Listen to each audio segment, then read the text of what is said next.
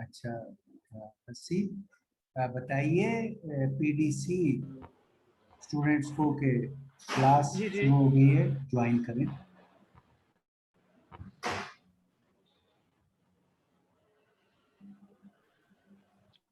Okay, ठीक।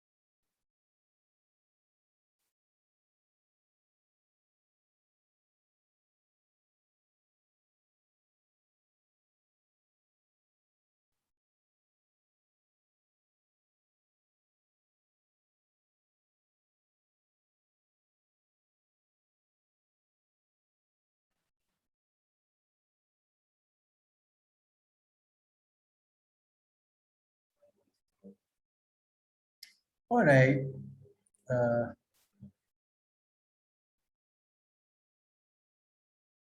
अस्सलाम वालेकुम स्टूडेंट्स। वालेकुम सलाम सर। आवाज और स्लाइड आपको सही नजर आ रहा है? जी सर, जी सर। Okay. और do you have any questions जो आपने प्रीवियस मटेरियल से हमसे पूछना हो?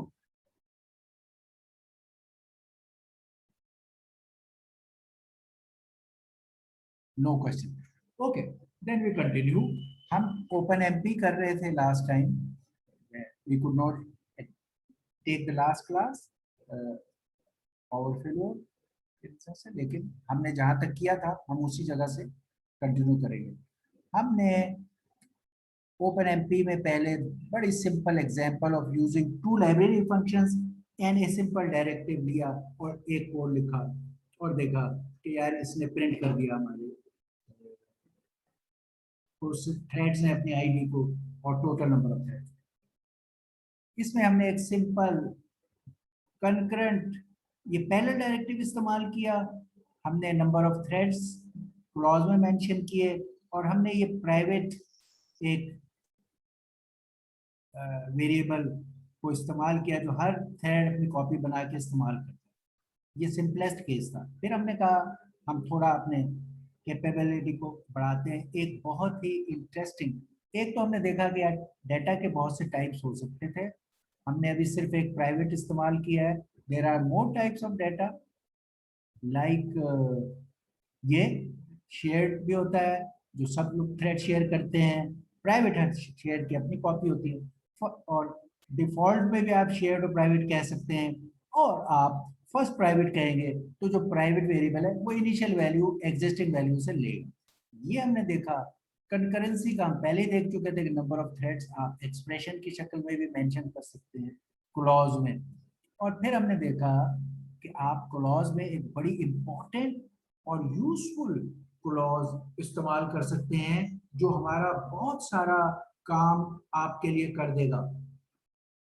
और वो रिडक्शन क्लॉज थी कि रिडक्शन के साथ आप कोई भी अगर ऑपरेटर एसोसिएटिव ऑपरेटर होना चाहिए जैसे प्लस, मल्टीप्लाई, एंड और एक्सेट्रा, मिन, मैक्स, ऐसा कोई ऑपरेटर आप इस्तेमाल करें और उसके आगे वो वेरिएबल बताएं जो वेरिएबल पर वो ऑपरेटर इस्तेमाल करना है और जहां पर रिजल्ट डालने हैं, ये करें तो आप रिडक्शन का काम, रिडक्शन क्या होता है कि आउटपुट पे जो हर थ्रेड अपनी अपनी कैलकुलेशंस करता है, उन सबको कंबाइन करके रिड्यूस करके रिजल्ट को फाइनलाइज करना। लाइक अगर हमने कई थ्रेड्स पे एक अरे के टुकड़े हवाले किए थे कि तुम अपना अपना लोकल सम बनाओ, तो रिडक्शन हमेशा ये करता था कि वो तमाम लोगों से उसके लोकल सम लेके और उनको एक ग्रैंड सम में डाल देता था और टोटल रिजल्ट रिड्यूस करके एक फाइनल रिजल्ट देता था। ये हमने पहले किया है। इसके लिए या हम अलग अलग रिजल्ट कलेक्ट करते थे और उनको एक लूप में जमा करते थे, ऐड करते थे, या हम लॉक अनलॉक लगा के सम के वेरिएबल में हर एक अपना लोकल सम डालता था कंट्रोल तरीके से। ये काम हमने किए हैं पीछे। अब हम कहते हैं कि यार ये लैंग्वेज कहती है मैं ये काम सारे आपके कर दूंगा अगर आप मुझे रिडक्शन का क्लॉज सही तरीके से बयान कर दो। ये अब हमने बताया कि अगर एक पैरेलल का कोड था जो आप ऑक्टल आपका सिस्टम था 8 वाला, आपने कहा मैं नंबर ऑफ थ्रेड्स आर 8 और मैं अपने रिजल्ट को रिडक्शन का क्लॉज इस्तेमाल करूंगा जो ऐड के तहत रिडक्शन करेगा इन द वेरिएबल सम। अब इस कोड में ये जो ब्लॉक है, ये जो इमीडिएट ब्लॉक होता है आफ्टर दिस डायरेक्टिव, जो नेक्स्ट ब्लॉक होता है, ये डायरेक्टिव उस ब्लॉक को सिर्फ असरअंदाज होता है। ऐसा नहीं है कि पूरे प्रोग्राम पर जहां भी कहीं ये डायरेक्टिव आएगा, कोई भी डायरेक्टिव, कंपाइलर डायरेक्टिव, वो अपने इमीडिएटली नेक्स्ट जो ब्लॉक है उस पर इफेक्ट डालेगा। तो इस डायरेक्टिव के लिए अब ये हमारा रिडक्शन ऑपरेशन काम करेगा कि ये 8 थ्रेड्स में आगे जो भी कोई काम है उसे डिस्ट्रीब्यूट करेगा, उनके लिए सम की लोकल कॉपी देगा, हर थ्रेड अपनी लोकल कॉपी कैलकुलेट करेगा। हाउएवर जहां ये ब्लॉक खत्म होता है, ऑटोमेटिकली ये जो रिडक्शन का क्लॉज है वो तमाम लोकल रिजल्ट्स को ऐड करके ग्रैंड रिजल्ट बना के आपके हवाले कर देगा इन द सम वेरिएबल। ये सब कुछ वो खुद करेगा, आपने कुछ नहीं किया सिवाय राइट वे में रिडक्शन को मेंशन किया। इससे पहले हम ये भी देख चुके थे कि रिडक्शन वाले काम भी इस ब्रैकेट पे हो गया। इससे पहले हम देख चुके थे कि इस ब्रैकेट के एंड पे वो काम भी हो जाता है कि जो आपने थ्रेड्स क्रिएट किए होते हैं उनका ज्वाइन का काम, उनके उनकी टर्मिनेशन का काम, सिंक्रोनाइजेशन बैरियर का काम, वो सब भी इस ब्रैकेट पर खुद ब खुद होता था। हम ये पहले वो देख चुके थे, अब हमने ये देखा।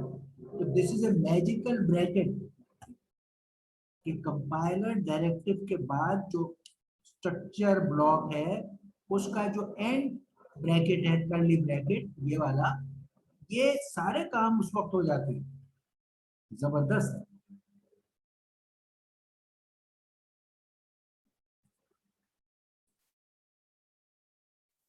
ओके,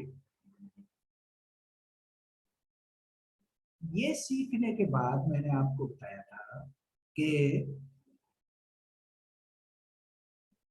ये वाली बात कि हम एक तो था ना पैरेलल में आगे ब्लॉक है, हर थ्रेड वो ब्लॉक पार्टीशन करके प्रॉब्लम को चला रहा है। पीछे हमने ये किया है यहाँ कि एक लेट से अरे था उसको पार्टीशन करके चलाना था, तो यहाँ वो कोड है कि make your local sum and add it to grand सम।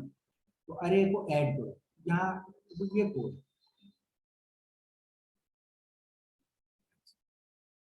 ठीक है, पार्टीशनिंग आपने बता दी, पॉइंटिंग कुछ कर दी और हर थ्रेड को कुछ कह दिया और वो काम हो। अब एक और किस्म का कोड यहाँ हो सकता है जो आप पैरेललिज्म से फायदा उठा सकते हैं, और वो है फॉर लूप। अगर आपका कोई कोड फॉर लूप है तो फॉर लूप में क्योंकि जितने भी फॉर लूप के आई की रेंज है 100, 1000, 10,000 टाइम वो फॉर लूप रिपीट होता है। And it is a good attractive thing कि अगर हम इसको अनरोल कर दें, यानी अनरोल का मतलब है जो भी 1000 इंस्ट्रक्शन रन करनी है उनको हम एक साथ लिखें और उनको हम पैरेलल में रन कर दें। तो ये एक तरीका है कि फॉर लूप को सीक्वेंशियल की बजाय पैरेलल में रन करें। इसको करने का तरीका ये है कि एक तरीका ये था कि आप पहले, हमने अभी सीखा था कि पैरेलल इंस्ट्रक्शन दें तो जितने हम यहाँ थ्रेड कहते हैं वो पैरेलल में जनरेट हो जाते हैं। तो फिर ये है कि आप फिर कंपाइलर डायरेक्टिव प्रैग्मा ओएमपी में फॉर कहें तो आप पैरेलल पहले कह चुके थे, फिर आपने फॉर भी डायरेक्टिव के तौर पे कहा। इसका मतलब है कि ये दोनों मिलके पैरेलल और ये डायरेक्टिव फॉर, ये दोनों मिलके आपसे कह रहे हैं कि नेक्स्ट फॉर लूप को पैरेलल में चलाना, नेक्स्ट फॉर लूप। इसके बाद आप यहाँ एक सीक्वेंशियल फॉर लूप देंगे। ये लोग उस फॉर लूप को अनरोल करके और उसके जितने भी थ्रेड हैं उतने टुकड़े बना के, अगर 100 फॉर लूप की इंस्ट्रक्शंस थी, 100 दफा चलना था और 4 थ्रेड थे तो हर एक को 25 25 25 दे देगा, n/4 n/4। अगर 8 थ्रेड है n/8 n। तो इस तरह हम ये काम कर सकते हैं। इस बात को कहने का एक अल्टरनेट ज्यादा तरीका क्या था कि आप एक दफा डायरेक्टिव पैरेलल कह रहे हो, फिर उसके अंदर डायरेक्टिव फॉर कह रहे हो। ये आपको लैंग्वेज अलाउ करती है कि अगर आपने ये दो बातें कहनी थी डायरेक्टिव के जरिए तो instead of parallel directive and for directive आप पैरेलल फॉर डायरेक्टिव इस्तेमाल करो। यानी ये तरीका, एक ही डायरेक्टिव में पैरेलल फॉर लिख दो तो दोनों डायरेक्टिव कंबाइन हो गए। अब इसके बाद भी आपका एक फॉर लूप होगा, सीक्वेंशियल फॉर लूप ये है। ये वो लूप है जिसको ये पैरेलल फॉर का डायरेक्टिव ब्रेक करके इसके हिस्से बना के, अगर 4 थ्रेड हैं तो इस फॉर लूप के 4 हिस्से बनाएगा और हर हिस्से को हर थ्रेड पैरेलल में चलाएगा। अपना पार्टीशन को सीक्वेंशियली चला रहा होगा, अपने n/4 इंस्ट्रक्शन को हर एक अपने अपने चला रहा होगा सीक्वेंशियली, लेकिन अपना पार्टीशन हर थ्रेड पैरेलल में चला रहा होगा। तो ये बात मैंने आपको डिटेल से बताई थी कि अगर आपको एक एग्जांपल हमने ली, हमने कहा कि यार अगर हमें दो वेक्टर्स का डॉट प्रोडक्ट सॉल्व करना है तो हम क्या करें। उसके लिए मैंने आपको ये कोड दिखाया, डायरेक्ट कोड दिया। ओपन एमपी में आपने एक दो वेक्टर्स की डॉट प्रोडक्ट निकालनी थी। उसके लिए ये ओपन एमपी का कोड है। इसमें हाईलाइट की बातें जो थी वो मैंने यहाँ बताई हैं। एक इसमें हम आपको ये सिखाएंगे कि पैरेलल फॉर का इस्तेमाल, और एक हम आपको दिखाएंगे रिडक्शन का इस्तेमाल। ये दोनों हमारे नए पावरफुल क्लॉजेज हैं। ये डायरेक्टिव है पैरेलल फॉर, और ये एक नई क्लास थी जो हमने सीखी है, हम कहते हैं बड़े काम आती है, इसको हम यूज करने लगे। इसको करने के लिए टॉप लेवल पे आप हमेशा इंक्लूड करोगे omp.h हेडर में, जैसा होता है सी की तरीका यही है। मेन में प्रोग्राम लिख रहे होंगे सर जी ये आवाज थोड़ी स्लो आ रही है आपकी, सर जी आवाज सही नहीं आ रही। अच्छा, मैं ये फैन ऑफ करता हूँ, शायद इससे आपको।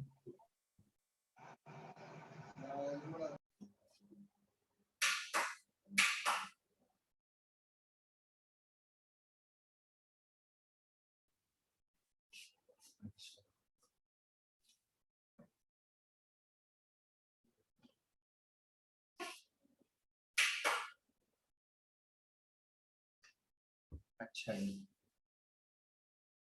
ओके। अब बताइए, आपको आवाज आ रही है ठीक? जी बिल्कुल सर, अभी एक्यूरेट है sir. Okay, there was a fan which was noisy, हमने उसको ऑफ कर दिया। अच्छा, अब हम ये दो बातें सीखना चाह रहे हैं। ओपनएमपी में हमने वेक्टर की डॉट प्रोडक्ट कैलकुलेट करनी है, और उसमें इंटरेस्टिंग चीजें जो सीखेंगे, एक ये कि पैरेलल फॉर डायरेक्टिव कैसे इस्तेमाल करें, और एक ये कि रिडक्शन की क्लॉज को कैसे इस्तेमाल करें। इस काम को करने के लिए कोड में एक तो हमेशा आप इंक्लूड करेंगे टॉप लेवल पे ओएमपी डॉट दिस हेडर, जैसे सी में करते हैं। मेन का कोड लिख रहे हैं, curly bracket begin, curly bracket and, इसका ये एंड है मेन का। हर जगह आपके ब्लॉक्स होंगे। आपको ये जो साइज अरे का है, जिस तरह हम पहले भी करते थे, you can use them defined outside, यहाँ पर as a local, as a main level, top level variable के शो हुआ है। बट मेनी अ टाइम्स, और प्रेफरेबल हमारा ऑप्शन टेस्टिंग वगैरह के लिहाज से ये बेहतर होता है कि ये एन जो साइज है, इसको आप बाहर मेंशन डिफाइन कर लो, ताकि जब भी कभी चेंज करो तो उस पर वो अप्लाई हो जाए। फिर यहाँ हम ये ए एन लिख सकते थे, आप डिक्लेयर करते वक्त यहाँ फिर ए एन और बी एन लिख दिया, और जब एन का साइज डिफाइन से चेंज किया तो अरे भी चेंज हो गया। तो ये यहाँ पर एन अंदर लिखा हुआ है, डजंट मैटर, आपको दोनों ऑप्शन पता हो। क्योंकि यहाँ अंदर था, हमने ये 100 के लिए डायरेक्ट अरे का साइज दिया, बी का भी दिया।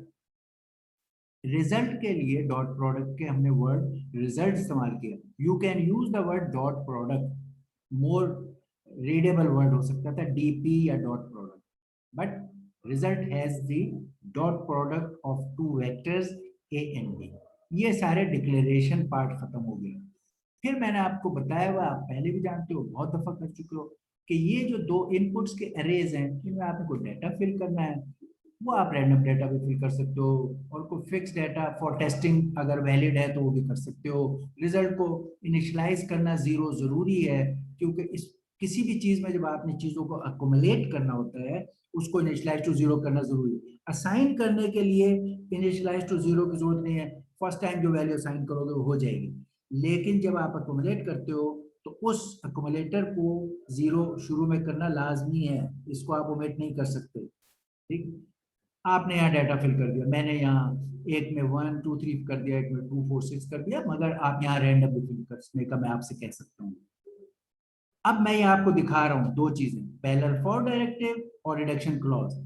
इस डॉट प्रोडक्ट के लिए हमने ये कहा, hash pragma omp, this means is telling the compiler that next thing is omp directive।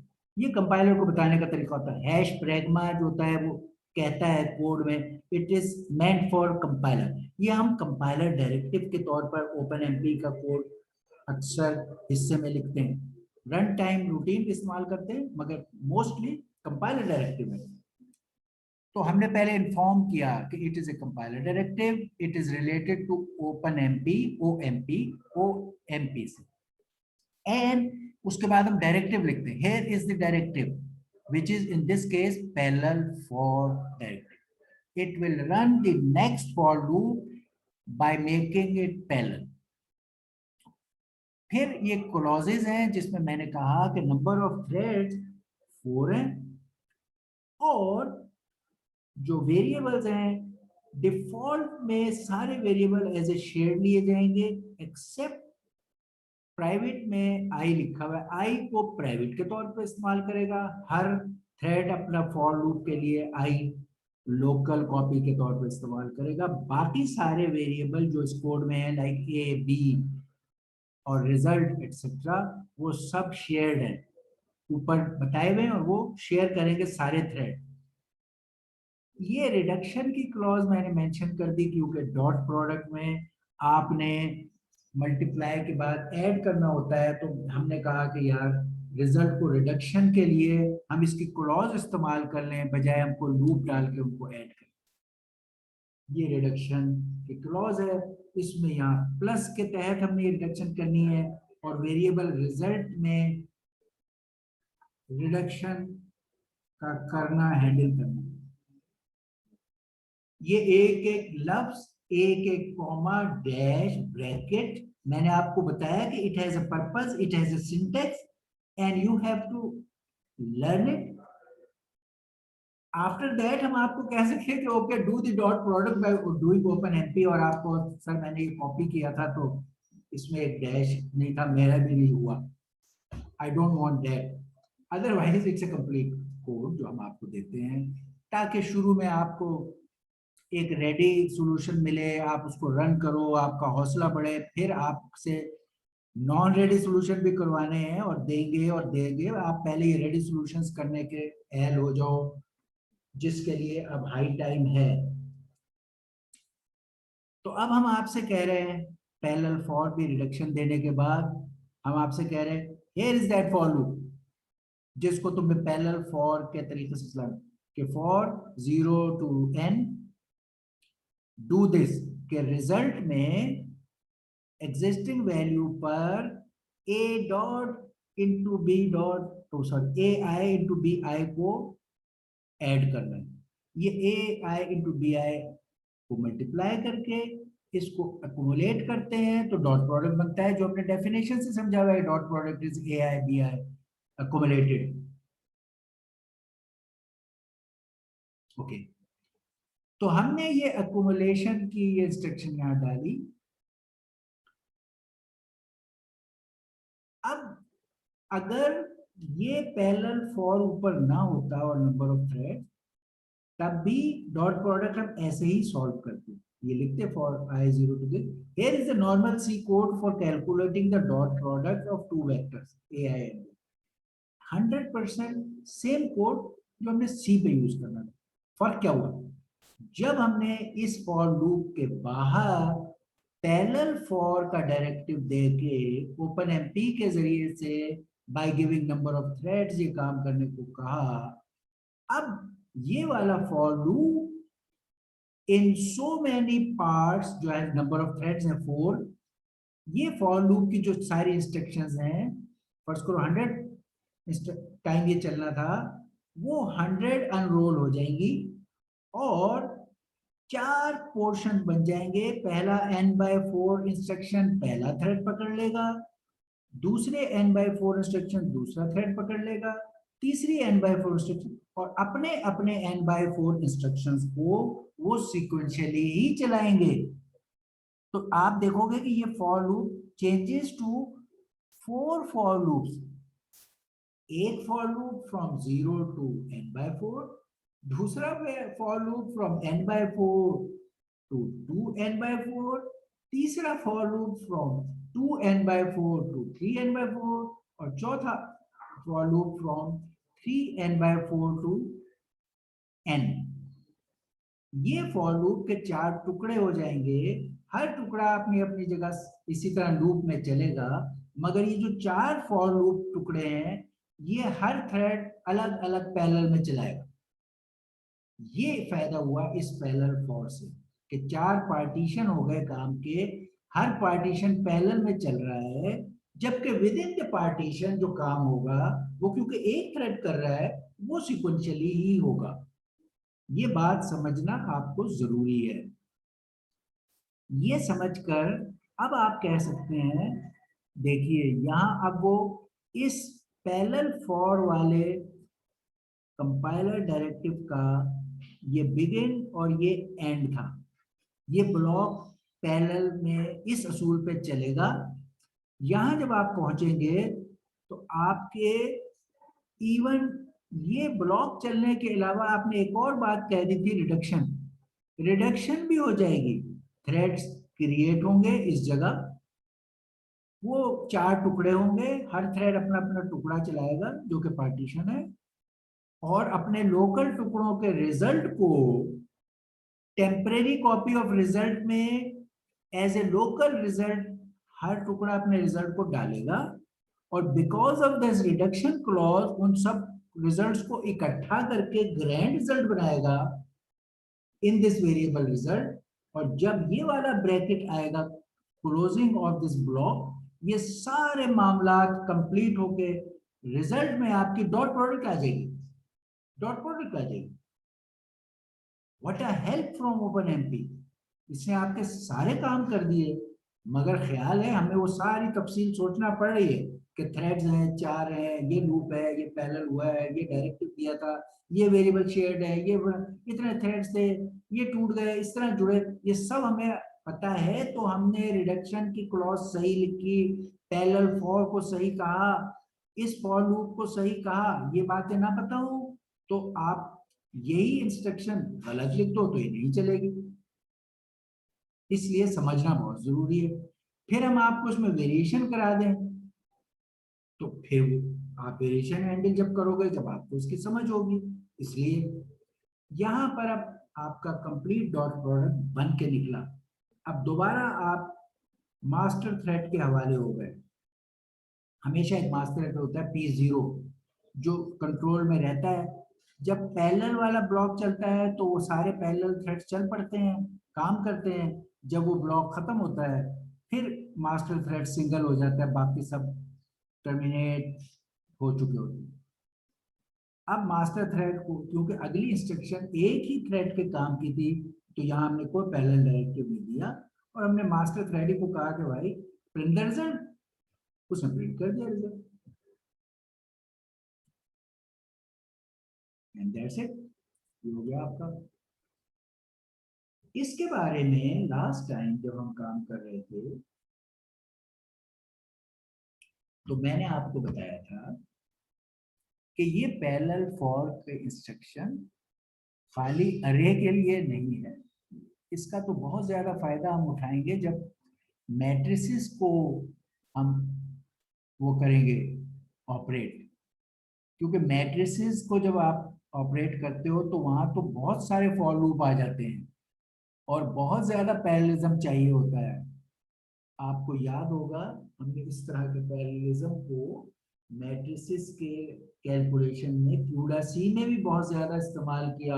उसके पैरामीटर, इंडेक्स, साइजेस, डायमेंशन बहुत ज्यादा सीखे, इसीलिए कि matrices are the biggest beneficiary of this parallelism. मगर जैसा मैंने आपको बताया कि यहाँ पर आपके पास थ्रेड्स की तादाद कम है। यूडासी में आपके पास थ्रेड्स बहुत ज्यादा आपके पास अवेलेबल थे। वहां जब किसी मैट्रिक्स के काम को हम पैरेलल में करना चाहते थे तो हम कहते थे कि एक थ्रेड को एक रिजल्ट के एलिमेंट की कैलकुलेशन पे लगा दो। यानी अगर ए और बी मैट्रिक्स को मल्टीप्लाई करके सी मैट्रिक्स बनानी होती थी तो वहां सी मैट्रिक्स पर हर एलिमेंट के लिए एक डॉट प्रोडक्ट का काम करना होता है, रो और कॉलम का। हम कहते थे हर थ्रेड आए इस सी के एलिमेंट के डॉट प्रोडक्ट को पैरेलल में कैलकुलेट करे। बेशक वो डॉट प्रोडक्ट का काम वहां हम सिक्वेंशियल कर रहे थे, लेकिन हर एलिमेंट का डॉट प्रोडक्ट पैरेलल में एक थ्रेड सॉल्व कर रहा था। ये हमने क्यूडासी में किया है। यहां हमारे पास उतनी अय्याशी नहीं है कि हम इस तरह थ्रेड्स को हर एलिमेंट की कैलकुलेशन पर लगा दें। हमारे पास बड़े महदूद थ्रेड्स हैं। हमें बड़ा जुडिशियसली कहना है कि यार पैरेललिज्म को थ्रेड्स में कैसे इस्तेमाल करें, कौन से हिस्से में पैरेललिज्म डालने का फायदा ज्यादा है और किधर डालने का फायदा कम है। जैसे ये मैट्रिक्स मल्टीप्लिकेशन का काम अगर हम कर रहे हों तो अब हम देखें तो सबसे ज्यादा फायदा इस शक्ल में होगा कि आपकी मैट्रिक्स मल्टीप्लिकेशन में ये 3 लूप होते हैं, फॉर, आई उसके अंदर फॉर जे, उसके अंदर फॉर के। जैसा मैं आपको बहुत तफसील से ये पढ़ा चुका हूं कि ये आई वाला outermost loop point to the row of the product matrix या सी मैट्रिक्स, कि सी मैट्रिक्स का जो एलिमेंट आप कैलकुलेट कर रहे हैं वो किस रो में है, ये रो के लिए। दूसरा फॉर लूप इस प्रोडक्ट मैट्रिक्स या सी मैट्रिक्स में जो एलिमेंट आप कर रहे हैं कैलकुलेट डॉट प्रोडक्ट, वो किस कॉलम में है, ये कॉलम के लिए है। और तीसरा फॉर लूप जो के से आप लिख रहे हैं, ये एग्जैक्टली वो जो हम कहते हैं डॉट प्रोडक्ट ऑफ ए की रो और बी के कॉलम में डॉट प्रोडक्ट लेके उसको एक सी का एक एलिमेंट बन जाता है। तो वो जो डॉट प्रोडक्ट की कैलकुलेशन है उसके लिए ये के का लूप है। ये वो डॉट प्रोडक्ट कर रहा है ए की ith रो और बी का jth कॉलम को, ये के का लूप डॉट प्रोडक्ट कर रहा है और सी के एलिमेंट के तौर पे डाल रहा है रिजल्ट को सी आई जे पर। आई जे क्यों? कि सी का कौन सा एलिमेंट कैलकुलेट होना है, सी आई जे, वो इन दो फॉर लूप से पता चल रहा है।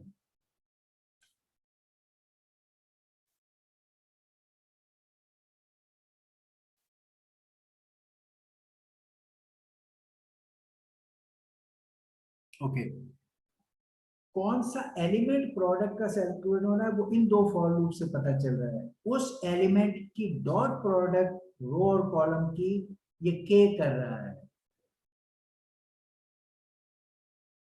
हमने क्यूडा सी में हर एलिमेंट पे एक थ्रेड मैप कर दिया था और ये दोनों बाहर के फॉर लूप वैनिश हो गए थे मैपिंग के वक्त, ये गायब हो गए। आई और जे का मैपिंग किया, दे वैनिश, और खाली ये लूप हमने इस्तेमाल किया वहां के का, क्योंकि डॉट प्रोडक्ट सिक्वेंशियली की है। यहाँ पर हमारे पास थ्रेड इतने महदूद हैं कि हम हर एलिमेंट की कैलकुलेशन पर एक थ्रेड नहीं डाल सकते। वहां पर थोड़े से 4 थ्रेड है या 8 थ्रेड है। अब हमें प्रॉब्लम को पार्टीशन करना होगा, टुकड़े बनाने होंगे कि यार ये टुकड़ा एक थ्रेड करे, और टुकड़ों की तादाद महदूद है। ये टुकड़े जो मैं कहता हूँ दे आर पार्टीशंस। ये पार्टीशन की उर्दू में टुकड़े कह सकते हैं, केक के पीसेस। ये आपका स्क्वायर केक था मैट्रिक्स, अब आपने इसके पीसेस कट आउट करने हैं, दे आर द पार्टीशंस। एक तरीका, आप इसको ये जो रो वाली साइड होती है हमारे इस केक की, ये इसका इस साइड का नाम है रो वाली साइड, इस साइड का नाम है कॉलम वाली साइड। ठीक, एक तरीका था कि आप केक की जो ये रो वाली साइड है उसके वहां पे कट्स लगाए आप 4, लेट्स से 4 आपके पास थ्रेड है तो उसमें 4 कट्स लगाए। बस इस एक साइड से कट करें और पूरा अक्रॉस द कॉलम कट करते जाएं, no cutting from the column side. आपने दिस हॉरिजॉन्टल कट्स 4 किए, 4 पीस बनाए और गेस्ट को दे दिए। Must be very shocking guest to eat that kind of thing, 4 piece for a big cake. Second method, ये मेथड करने के लिए इम्प्लीमेंट आपने जो 4 पीसेस हैं ये 4 थ्रेड्स को देने। पहला पीस P0 को, दूसरा P1 को, तीसरा P2 को, चौथा P3 को। ये 4 आपके पास कोर या थ्रेड हैं काम करने के लिए। आप ऐसा एक पीस एक थ्रेड को दे देंगे। इसका मतलब क्या हुआ, यहाँ पे you have broken the total number of rows into 4 parts. If your rows were 100, आपने पहले थ्रेड से कहा तुम फर्स्ट 25 रोज की कैलकुलेशन करो कंप्लीट। वो जो सारा कुछ करना है कि हर एलिमेंट इन ईच रो, जितने कॉलम में एलिमेंट है उन्हें 1 बाय 1 एक फॉर लूप से। ये अपना इंटरनली इसको अभी 2 फॉर लूप चाहिए। इसका आई का फॉर लूप छोटा हो गया, वो 100 की बजाय 0 से 25 पे चला गया। वाई का फॉर लूप, जे का फॉर लूप इसका वही रहा और के भी वही रहा। इसी तरह दूसरा जो थ्रेड है उसका रो का फॉर लूप आई जो है वो 25 से 50 हो गया, कम है, अब 0 से 100 नहीं है।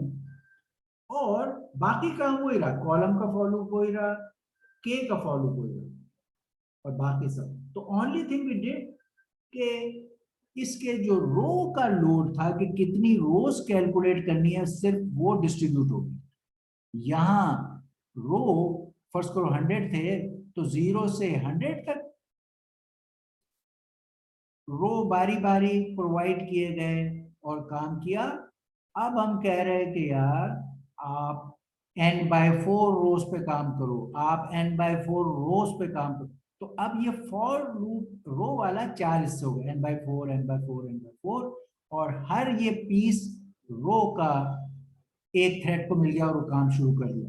नीचे का कोड बिल्कुल वही रहा और उसमें कोई तब्दीली नहीं आएगी अगर हम सिर्फ रो वाइज पार्टीशन कर रहे हैं इस मैट्रिक्स की।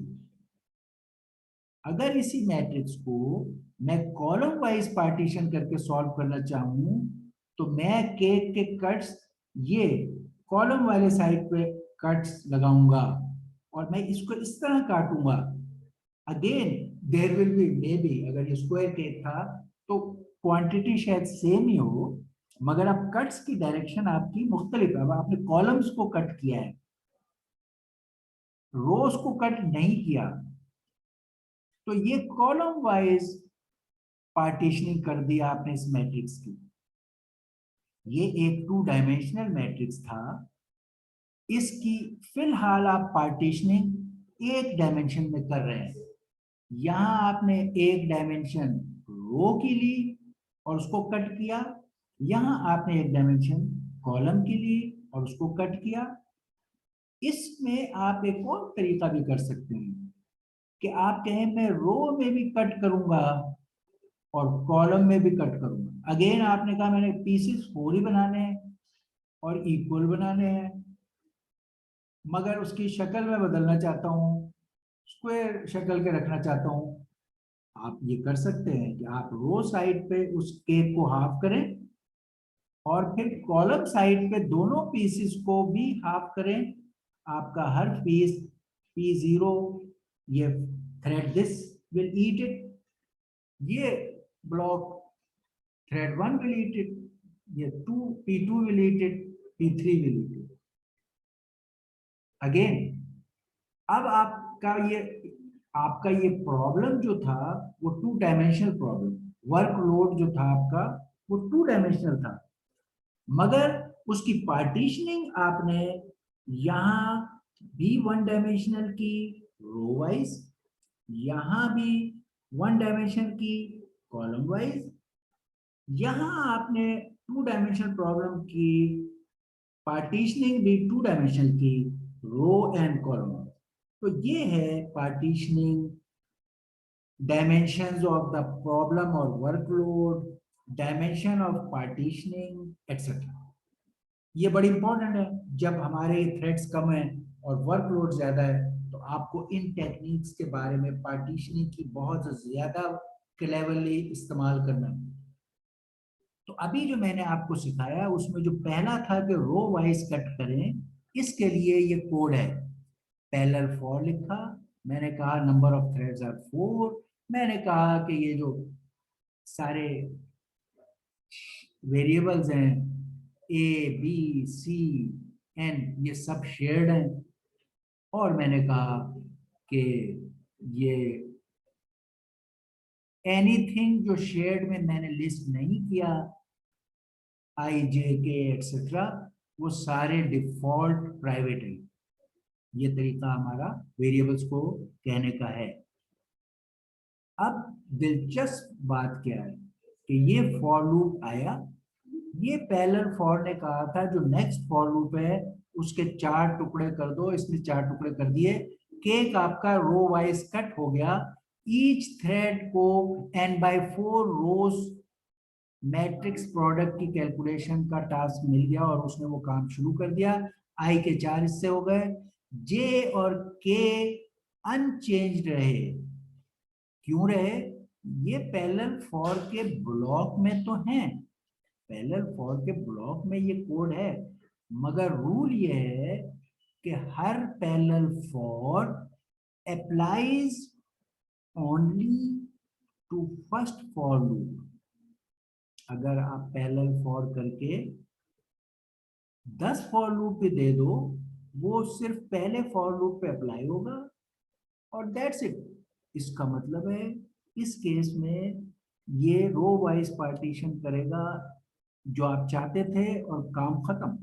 4 थ्रेड 4 रोज की पार्टीशंस को सिक्वेंशियली सॉल्व करेंगे और रिजल्ट मिल जाएगा। अब आप कहेंगे कि फिर ये हमें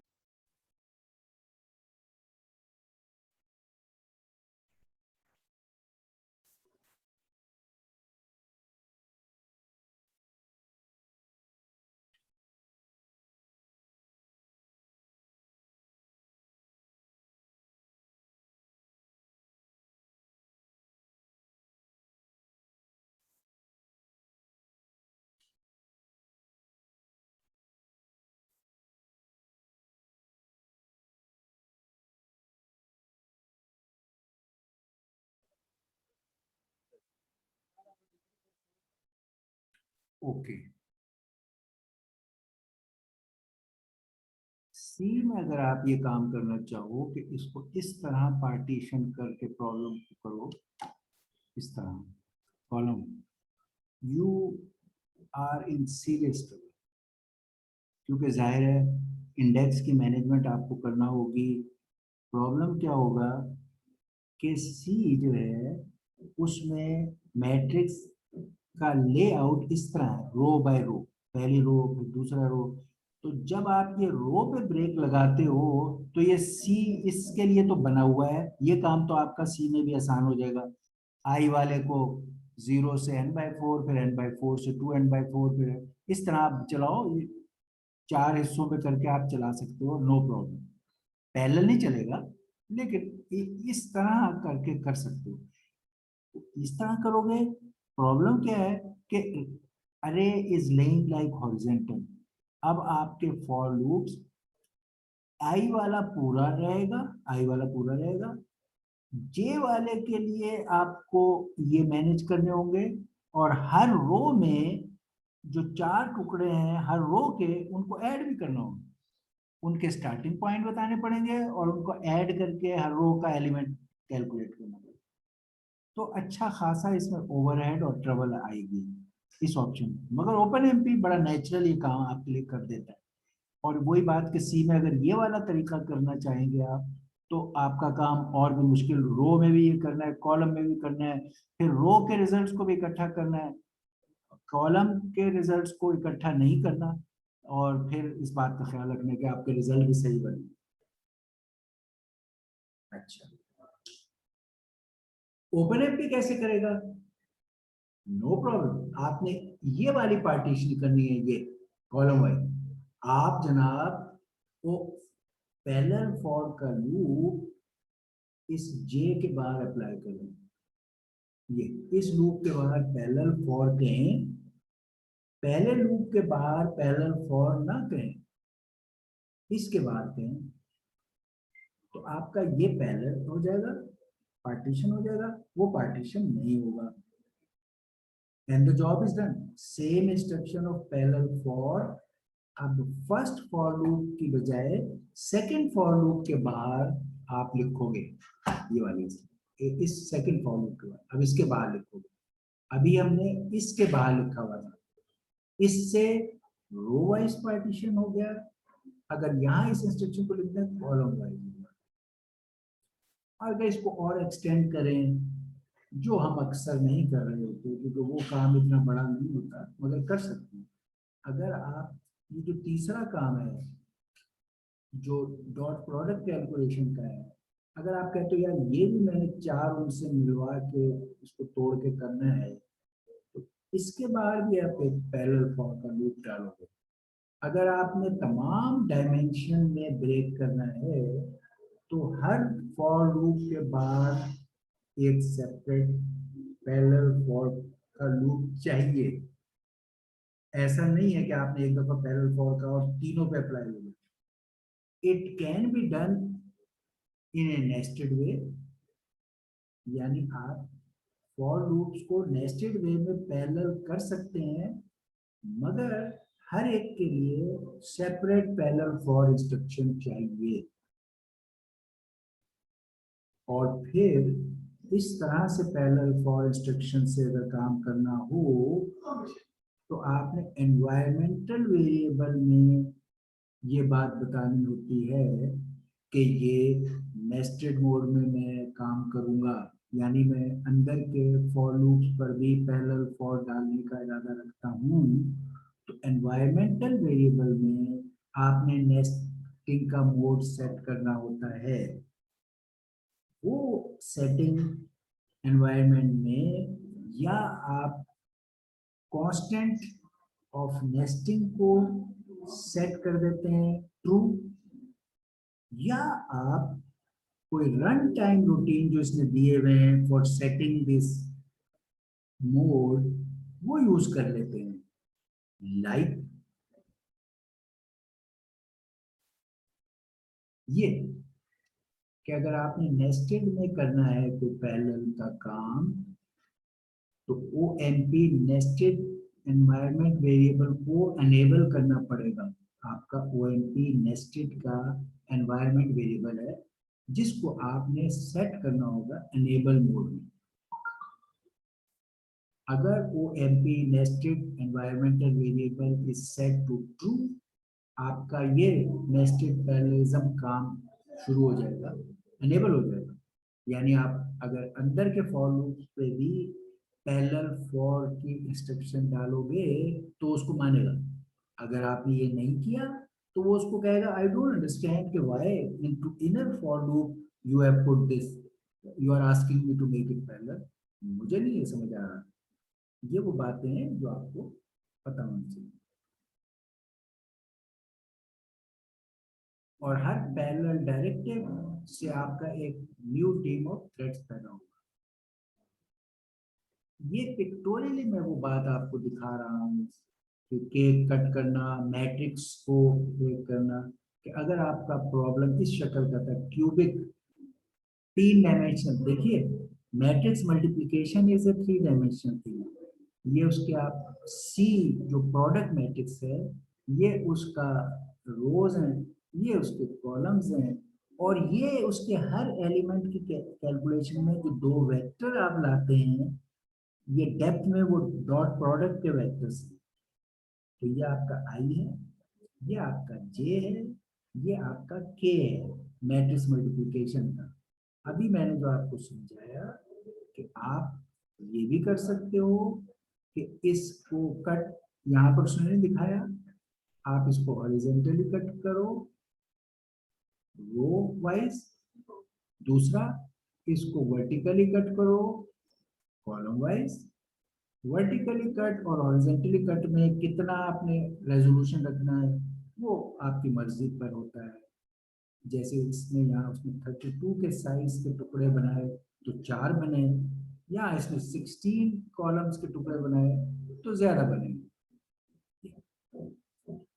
फिर एक चीज जो मैंने आपसे कहा था, तीनों फॉर लूप्स को पैरेलल में कर सकते हो। रोज को भी कट किया, कॉलम्स को भी कट किया, और जो डेप्थ में आपके डॉट प्रोडक्ट के वेक्टर्स थे उधर भी पैरेलल में कट किए। तीनों फॉर लूप्स को पैरेलल फॉर कर दिया तो ये वाली सिचुएशन नजर होगी। ये पिक्टोरियली वही बात को दोबारा बताया गया है।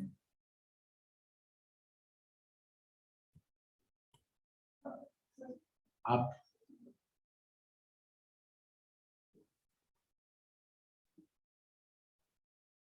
ओके, अब हम कह रहे हैं, मैं इसको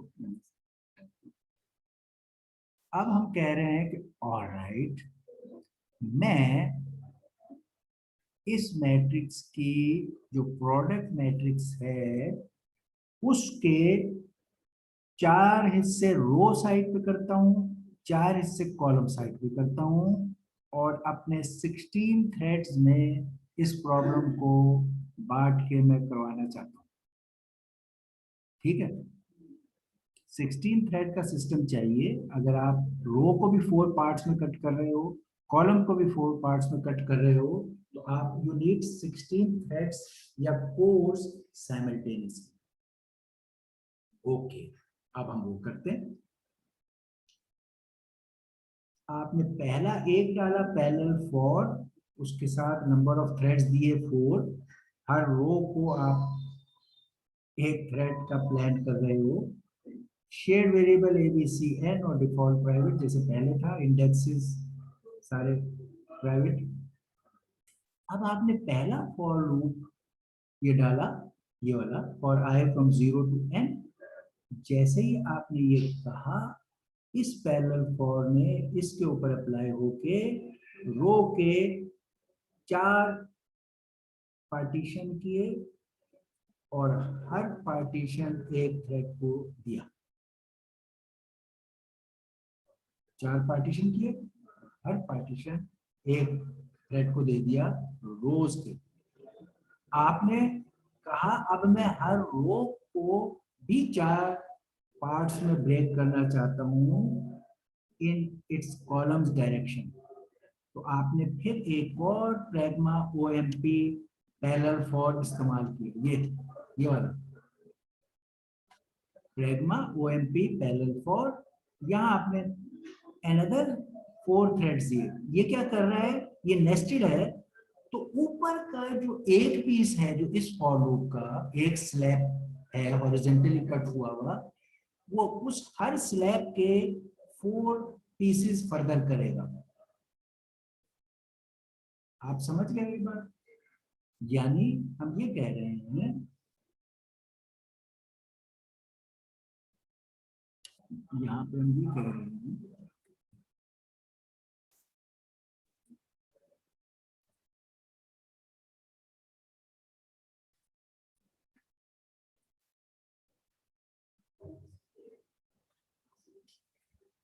यहाँ हम ये बात कह रहे हैं कि अगर ये मैट्रिक्स थे,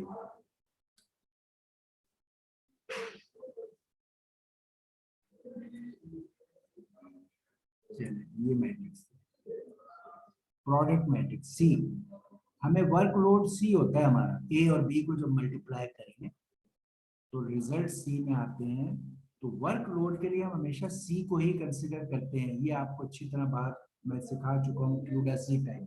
इधर ए और बी थे, हम we are not worrying much about them, except कि हम कह रहे हैं यार ये सी का जो कैलकुलेशन है वो इतना है। इसके लिए पहले फॉर लूप ने ये वाला काम किया, यहाँ इसने हॉरिजॉन्टली इसको कट किया इनटू 4 पार्ट्स। ये कट मारे आई के साइड पे जब कट हुए तो ये सूरत हाल बन गई, ये बन गया, ये 4 कट्स लग गए। फिर ये नेस्टेड का मतलब है कि पहली दफा के जो 4 हैं उसमें से हर एक पे जे साइड पे फर्दर 4। अब जे साइड पे हर पहले पार्ट के कट, जो कुछ कट होके उधर से आएगा उस पे वर्टिकली 4 पार्ट। ये वाला काम इधर हुआ था और ये वाला काम इधर हो रहा है। ये अब फर्दर 4 इधर आ गए। पहले 4 हिस्से किए थे, हर हिस्से के फर्दर 4 किए, आपके पास 16 थ्रेड्स थे। सिस्टम इन 16 थ्रेड्स को किसी तरह एलोकेट करेगा। मे बी फर्ज कीजिए ये थ्रेड 0 0 है, ठीक है ना, ये थ्रेड 0 1 है, ये जो भी उसकी पहचान है। ये थ्रेड 0 2 है, ये थ्रेड 0 3 है, जो भी उसका आईडी है, थ्रेड की आईडी होगी वो इस रो एंड कॉलम के, in fact thread ID AIJ, thread ID IJ जो है वो अपने इस पीस पे काम करेगा ऑटोमेटिकली। ये जो मैंने आपको बताया कि 16 कोर थे और पहले में 4 और दूसरे में 4, ये सारी चीजें एक जैसी हैं तो शायद आपको डिस्टिंग्विश ना हो। हम कहते हैं कि अगर आपका सिस्टम 32 कोर है और मैं कहता हूं इसके आपने अब इसको पैरेलल में करना है, ठीक? अब आप अगर डिस्क्रिप्शन है तो आप कहो मैं रो को भी ब्रेक करता हूँ, कॉलम को भी करता हूँ। अब बराबर बराबर नहीं कर सकता। आप कहो कि से रो का ब्रेक करना सबसे ज्यादा फ्रूटफुल होता है, तो मैं रो वाली साइड पर इसके अगर दो हिस्से बनाऊं तो 4 into 8 बराबर हिस्से तो नहीं हो सकते, तो नियरेस्ट है 4 into 8। तो मैं रो वाली साइड पर 8 पीसेस कर लूं और कॉलम वाली साइड पे 4 कर लूं, तो 8 into 4 से मेरे 32 कोर या 32 पीसेस बन सकते हैं। तो ऐसे प्रॉब्लम के लिए आप यहां पर 8 रो में और यहाँ पे 4 अगेन कॉलम, करेक्ट? और ये या आपसे कहा जाए कि 16 थ्रेड ही हैं मगर अब आपने रो के 8 पीसेस बनाने हैं, कॉलम के 2 पीसेस बनाने हैं, तो आप 16 को ब्रेक कर रहे हो इनटू 8/2, तो आउटर वाले लूप का फिर 8 ही रहेगा और ये वाला 2 हो जाएगा और 16 थ्रेड्स पैरेलल में आपका काम करेंगे।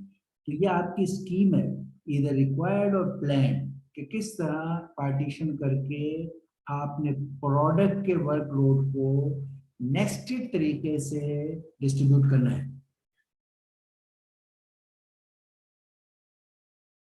ओके,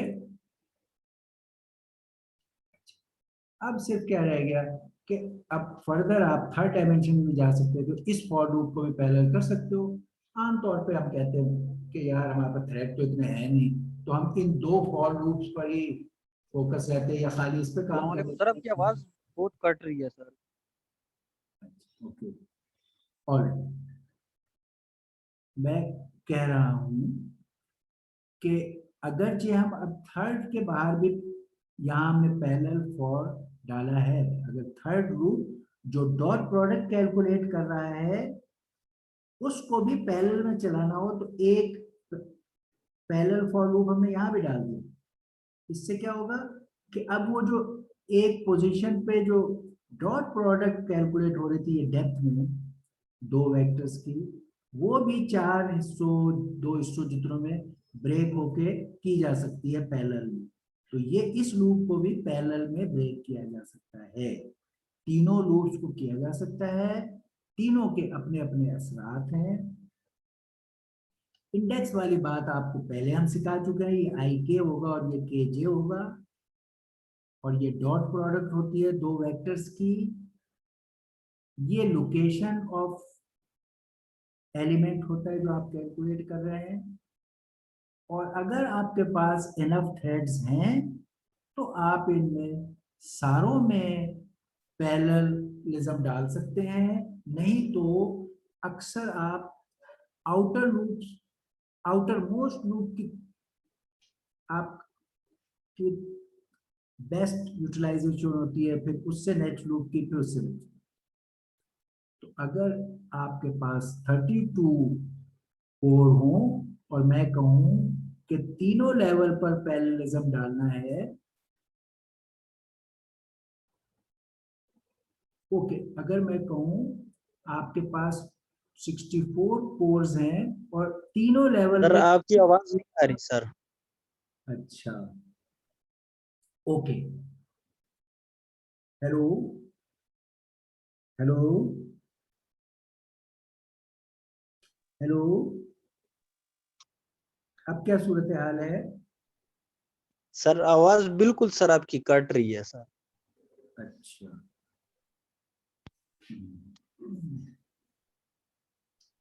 फैन तो ऑफ है,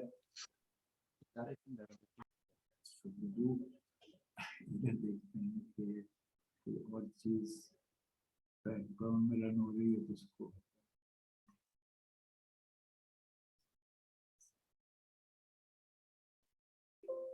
अच्छा ये करो हसी हसी आर यू देयर हसी नहीं हसी is not there okay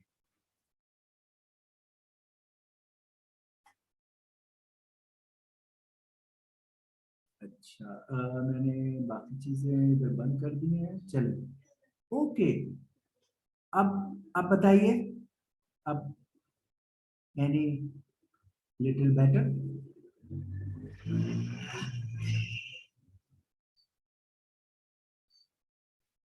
okay we had almost finished हमने यही आखिर में कहा कि जो भी आपके पास टोटल थ्रेड्स हैं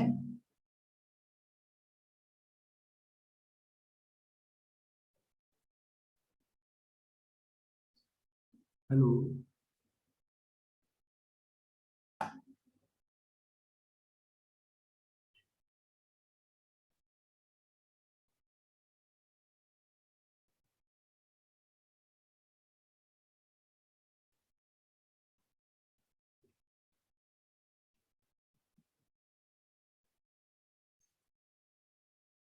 ओके अब ये कुछ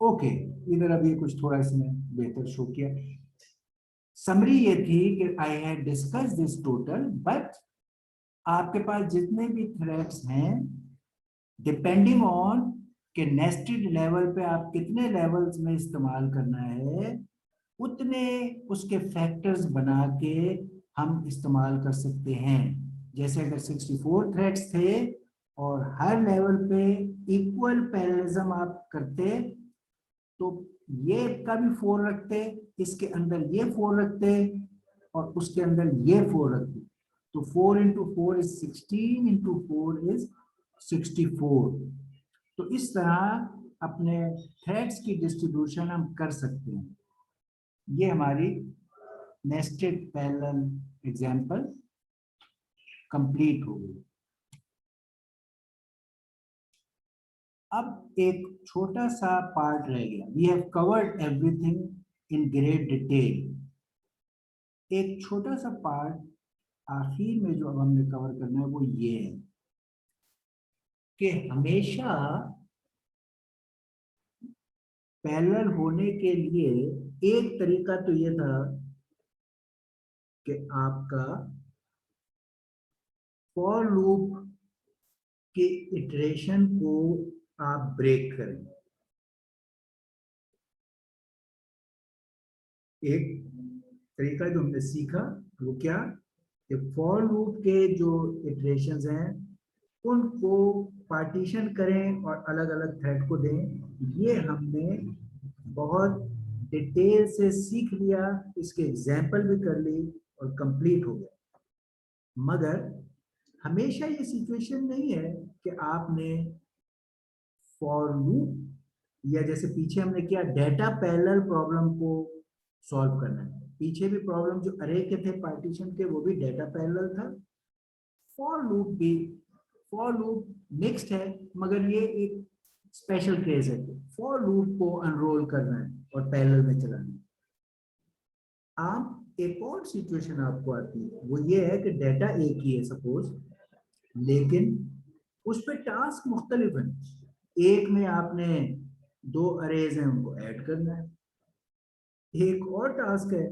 कि 2 अरेज को मल्टीप्लाई करना है एलिमेंट वाइज एक और टास्क है 2 अरेज की डॉट प्रोडक्ट निकालनी है अब ये सारे टास्क अगर एक भी अरे का पेयर एक ही हो तब भी इन हर एक का जो कंट्रोल पार्ट है जो कंप्यूटिंग पार्ट है वो टास्क वाइज डिफरेंट है अब हमें डेटा वाइज तो पैरेललिज्म की जरूरत नहीं है डेटा शायद छोटा है या एक ही है, मगर उस पर जो हमने प्रोसेस करने हैं वो मुख्तलिफ हैं, और वो इतने बड़े बड़े प्रोसेस हैं कि हम नहीं चाहते कि उन्हें वन आफ्टर द अदर करें। उस डेटा पे वो प्रोसेस हम सारे पैरेलल में करना चाहते हैं। मसलन 2 अरेज हैं, मैं चाहता हूँ एक ही वक्त में उनको ऐड भी कर रहा हो, एक थ्रेड, एक और थ्रेड हो उनको मल्टीप्लाई भी कर रहा हो, एक और थ्रेड हो वो उनके डॉट प्रोडक्ट भी कर रहा हो, एक और थ्रेड है वो उनको सब्ट्रैक्ट कर रहा हो। इस तरह की सिचुएशन भी आ जाती है। ऐसी सिचुएशन को करने के लिए एक डिफरेंट कंस्ट्रक्ट इस्तेमाल होता है ओपनएमपी में, और वो जिस तरह वहां पैरेलल फॉर था उसकी जगह यहाँ पर प्रैग्मा ओएमपी सेक्शंस, जब टास्क चलाने हो पैरेलल में तो कोड को लिखने का तरीका है प्रैग्मा ओएमपी सेक्शंस। ये इससे क्या फायदा है, ये मैं इसको बड़ा कर देता हूँ जी। यहां मैं प्रैग्मा ओएमपी सेक्शंस के तौर पे इसको लिखा, और फिर हर सेक्शन अलग अलग डिस्क्राइब किया। यानी पहले बाहर मैंने कहा प्रैग्मा ओएमपी सेक्शंस, यहाँ क्लॉज लिस्ट दी,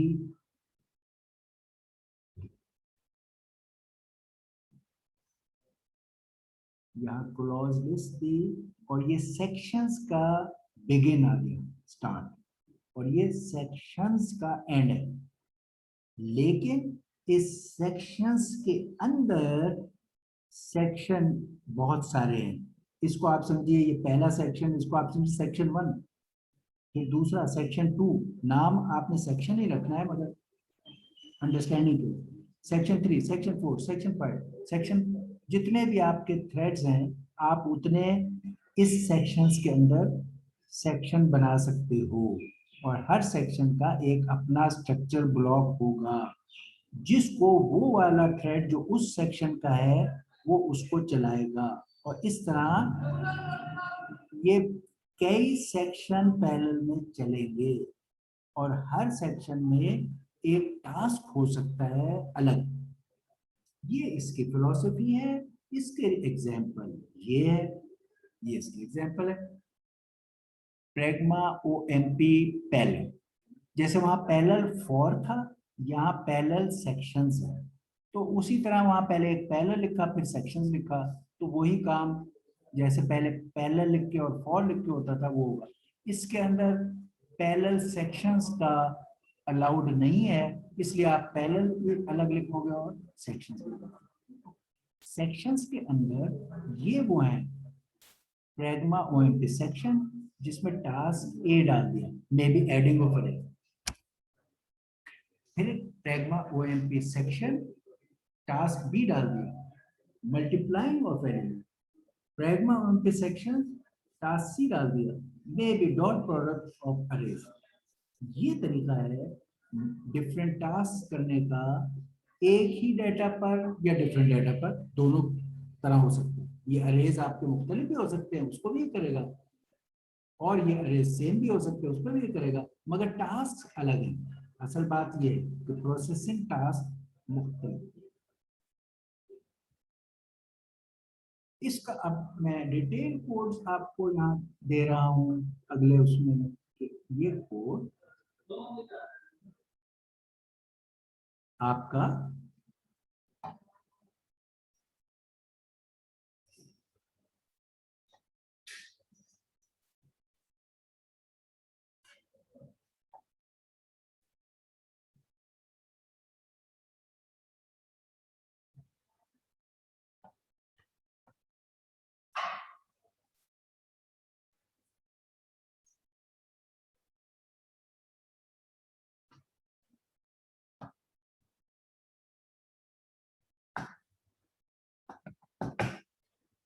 ओके। ये हमने आपको यहाँ इसका कोड दिखाया है, ये उसका कोड है, इस सेक्शन वाले का, जो मैंने अभी टास्क 1 टास्क 2 करके आपको दिखा दिया था, ये मैं अब आपको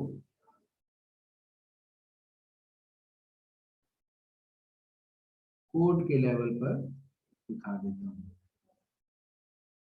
ये देखिए, आपने यहां एक सेक्शंस को यूज करके उसी तरह दो अरेज का ऐड, सब्ट्रैक्ट, मल्टीप्लाई वगैरह करना है। आपने ऊपर OMP-H कहा, डिफाइन एन कर दिया, जैसे मैं कह रहा था, नेम का ब्लॉक शुरू हुआ, इंट आई टाइप है, array A N B N C N, ये एन ऊपर वाला, और डी एन, ये 4 अरेज हैं, ये फ्लोट टाइप है। आपने ए और बी को इनिशियलाइज किया यहाँ पर, ये सिंपल इनिशियलाइजेशन है, 1 2 3 डाल दिया, 2 4 रैंड से भी कर सकते हैं, ये काम पुराना है, ये नया है। OMP पैरेलल का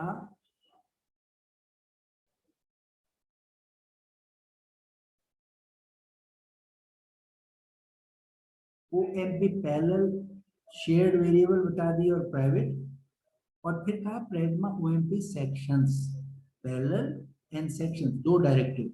अब इसका मतलब है आगे जो भी सेक्शंस आएंगे वो सब पैरेलल में चलाएंगे। यहाँ आप नंबर ऑफ थ्रेड्स भी मेंशन करोगे, यहाँ पे शो नहीं हो रहे, but you should show the number of threads also, तो 4 थ्रेड्स।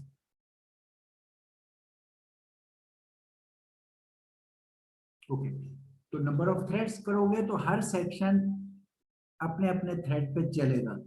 आगे हमने कोड में हर सेक्शन का कोड दे दिया, pragma OMP सेक्शन, उसका for loop which is adding the elements of arrays.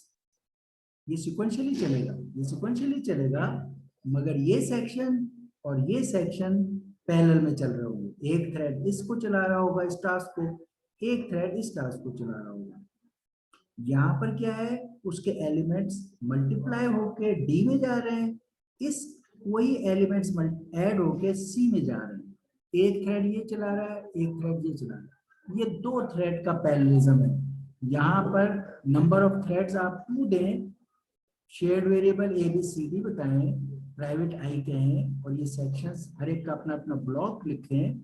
यहाँ से सेक्शन शुरू होगा, यहाँ खत्म होगा, फिर ये सेक्शन यहाँ से शुरू होगा, यहाँ खत्म होगा। ये यहाँ पे वो कर्ली ब्रैकेट्स, सेक्शन वाला एक एक मिसिंग है, वो यहाँ डाल देते।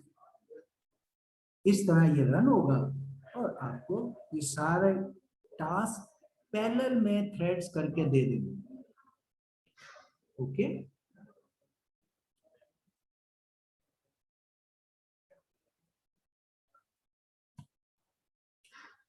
अब हमने हर चीज OMP की पूरी डिटेल में कवर कर ली। जिस तरह पीछे जब आपको हमने सिखाया था, तो एक चीज लॉक अनलॉक की भी बताई थी।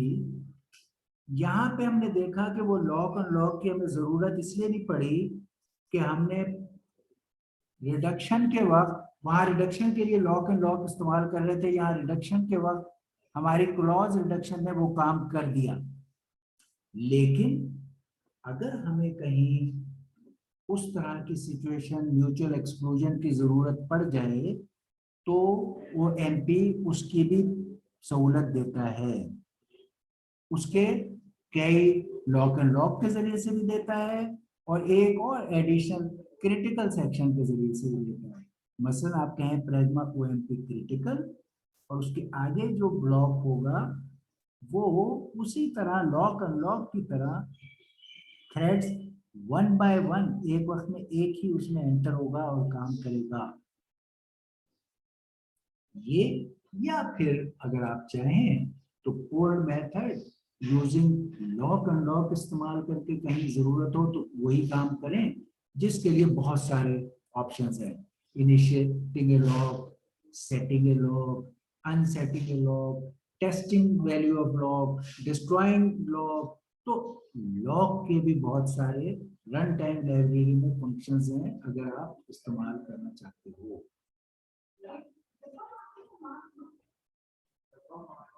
ये मैंने जो बातें आपको सिखाई थी नेस्टिंग के बारे में, ये उसी का यहाँ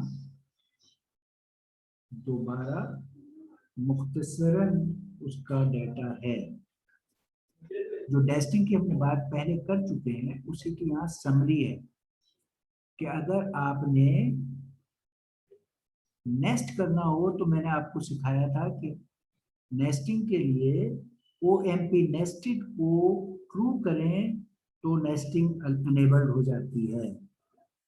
उस एनवायरमेंटल वेरिएबल के अलावा नेस्टिंग को सेट करने का एक तरीका बाय दिस मेथड भी है, OMP सेट नेस्टेड। और यहाँ ये इंटीजर वैल्यू जो सेट होगी उस पे ये हो जाएगा। ये है OMP गेट नेस्टेड। ये फंक्शन चलाएंगे, you will get in return a value whether it is you are in a nesting mode और नॉट। ये नेस्टिंग को सेट कर रहा है और ये नेस्टिंग की करंट स्टेटस को गेट कर रहा है। ये फंक्शंस भी आप इस्तेमाल कर सकते हैं, ये एनवायरमेंटल वेरिएबल भी इस्तेमाल कर सकते हैं फॉर नेस्टिंग। ऐसे ही आपको अगर नंबर ऑफ थ्रेड्स सेट करने थे तो एक तरीका तो हमने बताया कि प्रोग्राम के दौरान आप नम ऑफ थ्रेड्स मेंशन करते हो क्लॉज में। अगर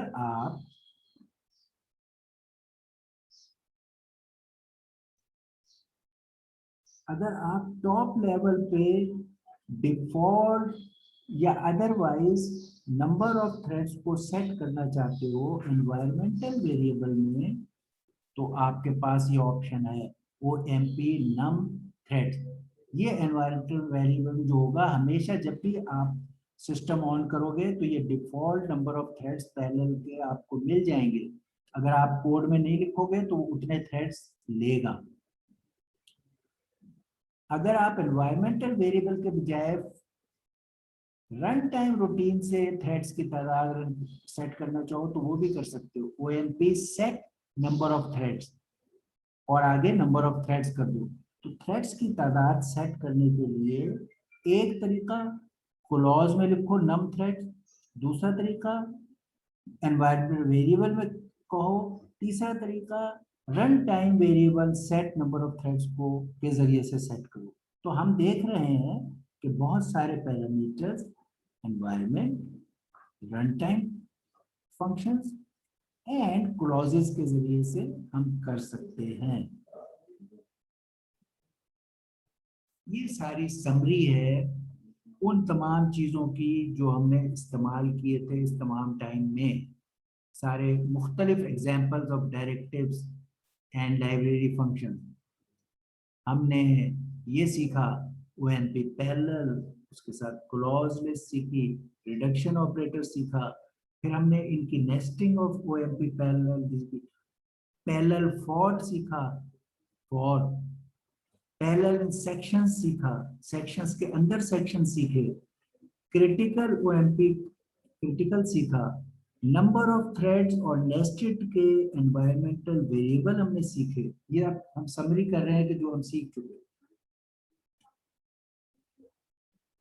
हमने ये set number of threads and get number of threads के फंक्शन सीखे। हमने लॉक अनलॉक के बारे में जो बहुत सारे फंक्शंस थे उन्हें देखा। ये पार्टीशनिंग की तमाम स्कीमें हमने इस दफा इस OMP के लिए सीखी कि किस तरह वन डायमेंशनल प्रॉब्लम को वन डायमेंशन में, टू डायमेंशनल प्रॉब्लम को वन डायमेंशन में रो वाइज और कॉलम वाइज और टू डायमेंशन में ब्लॉक वाइज कर सकते हैं, और किस तरह थ्री डायमेंशनल प्रॉब्लम को मुख्तलिफ तरीके से पार्टीशन कर सकते हैं। इस सारी का समरी ये है कि प्रॉब्लम की डायमेंशन एक एंगल है और पार्टीशन करने की डायमेंशन एक और एंगल है। मसलन ये टू डायमेंशन प्रॉब्लम है लेकिन इसको पार्टीशन हम सिंगल डायमेंशन, 1 डायमेंशन पे भी कर सकते हैं और 2 डायमेंशन पे भी कर सकते हैं। इसी तरह 3 डायमेंशन प्रॉब्लम को हम पार्टीशन, जैसे हमने देखा था मैट्रिक्स मल्टीप्लिकेशन में, 1 डायमेंशन में भी कर सकते हैं, दूसरी डायमेंशन में भी कर सकते हैं, 2 डायमेंशन में भी कर सकते हैं और 3 डायमेंशन में भी कर सकते हैं। तो ये पार्टीशनिंग की डायमेंशंस क्या है और प्रॉब्लम की डायमेंशन क्या है, ये हमें समझना जरूरी है। तो हमने ओपनएमपी के तमाम एस्पेक्ट को कंप्लीट डिटेल से देख लिया है। अब आप इसके कोई भी प्रॉब्लम को सॉल्व कर सकते हो। Any questions? अगर कोई क्वेश्चन है तो पूछिए, otherwise Allah Hafiz. Okay, all the best.